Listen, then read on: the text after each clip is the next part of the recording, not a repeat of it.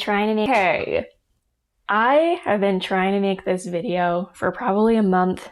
All of the audio issues, all of the technology issues, but hopefully this one goes good.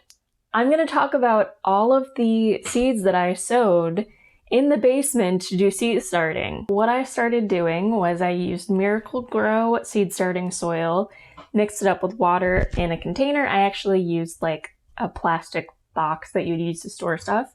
Mixed it all together so it wasn't like super drippy, but it wasn't dry. Filled all of the cells with that mixture. Then I planted the seeds. Did I do it the way that the, seed packet said to do? No, because I wanted to make sure that I had at least one of everything in every cell. So some cells got like salt-based sprinkling of seeds, as long as they weren't going to be giant things. I'm going to tell you the seeds that I started. There's a lot. And I'll also tell you what things worked well for me and what things didn't really work well. So this is a total of not just the cells, but also I did things in little containers like this big, like an extra large coffee cup size, because I ran out of room and I was just testing stuff. Luckily, it's not as much as last year. There were 26 echinacea or purple coneflowers, 52 dwarf snapdragons, which was an annual and it did so well, 36 beets, 24 columbine, 18 oregano, 14 parsley, 15 genovese basil, 12 lemon balm, 12 old snapdragon seeds, which basically means that I tried to collect dragon seeds from a fall planter that I planted at that time. And I didn't do well. 28 Shasta Daisy Silver Princess, 43 Oriental Poppy, 13 Creeping Thyme, 12 Catnip, 12 Dill, 17 Foxglove, 36 Blossom Burnt Orange, 12 Snowspires Verbascums, 6 Red Jupiter's Beard, and 18 Valerian. The Blossom Burnt Orange, none of them came up. None of the old Snapdragons came up. The catnip did really, really well. Like, I have it. I'll show you a little update of what things are looking like today, June 13th. Dill didn't last. I brought it outside way too early. The Creeping Thyme did okay. The poppies are doing okay. I got them outside way too late. So they probably won't flower this year, but probably next year they'll flower. As long as things stop digging them up in the gardens, that'd be really cool. Columbine did okay. The oregano did fantastic. Parsley did great. I did bring some outside. Too fast, too furious. And they died. But the ones that I have outside are growing, and I actually have been using them for recipes already. Basil's coming out really great now that it's hot and humid out. I moved a lot of them outside, and they are growing and having their best life. The Shasta Daisies did really well. Not all of them did well, but, there was enough. The Verbascums did okay. I have them planted in the front shady area. Jupiter's Beard, I think I got like maybe 4. Valerian didn't do super well. And the lemon balm did pretty well too, actually. The beets, I brought some outside way too early. So now that I talked about this, I'll go show you what the gardens look like. And sorry for the extra noise, I have neighbors doing yard work. But we have 1, 2, 3, 4, 5 oregano. And I guess a little bit of catnip got out. I don't know how. There's some parsley. I think this is a black-eyed Susan. I'm not entirely sure, but it's in with a vinca vine, I think. Again, don't know how that happened. And on this table, I have lemon balm. This is valerian, 2 columbine, oregano, foxglove, and 2 Jupiter's Beard.